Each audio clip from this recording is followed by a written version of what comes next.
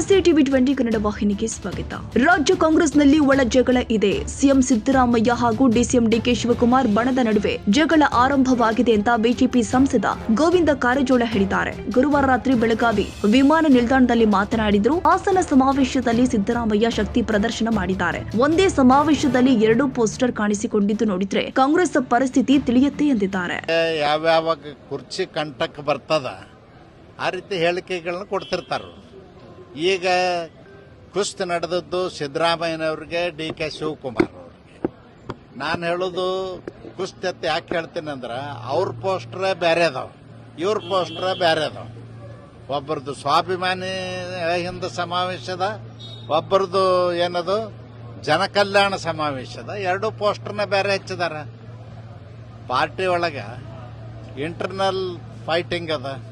ಸಿದ್ದರಾಮಯ್ಯನವ್ರನ್ನ ತೆಗಿತೀವಿ ಅಂತ ಕರೆದು ಹೇಳಿದ್ದಕ್ಕಾಗಿ ಸಿದ್ದರಾಮಯ್ಯನವರು ಹೈಕಮಾಂಡ್ಗೆ ಸಡ್ಡು ಹೊಡಿತಾ ಇದ್ದಾರೆ. ಏನತ್ತ, ನನ್ನ ತೆಗೆದ್ರಂದ್ರೆ ನೋಡತ್ತೇಳಿ ಇವತ್ತೊಂದು 50,000 ಜನರನ್ನ ಸೇರಿಸಿ ಕಾರ್ಯಕ್ರಮ ಮಾಡಲಿಕ್ಕೆ ಸಿದ್ದರಾಮಯ್ಯನವ್ರ ತಯಾರಿ. ಕನ್ನಡಿಗರ ಮೆಚ್ಚಿನ ನಿಮ್ಮ ಟಿವಿ 20 ಕನ್ನಡ ವಾಹಿನಿ ಇದೀಗ ಟಿವಿಯಲ್ಲಿ ಲಭ್ಯ.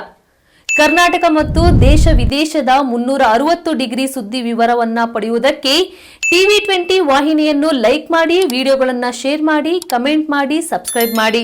HCN ಕೇಬಲ್ 842 ನಂಬರ್ನಲ್ಲಿ ಹುಕ್ಕೇರಿ ತಾಲೂಕು ಹಾಗೂ ಸಂಕೇಶ್ವರದ ಸುತ್ತಮುತ್ತಲಿನ ಹಳ್ಳಿಗಳಲ್ಲಿ ಲಭ್ಯ.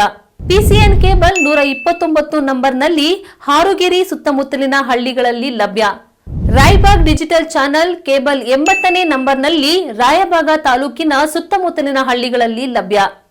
UDCN ಕೇಬಲ್ ನೆಟ್ವರ್ಕ್ ಉಗಾರ ಸುತ್ತಮುತ್ತಲಿನ ಹಳ್ಳಿಗಳಲ್ಲಿ ನಿಮ್ಮ ಟಿವಿ 20 ಕನ್ನಡ ವಾಹಿನಿಯೂ ಲಭ್ಯ.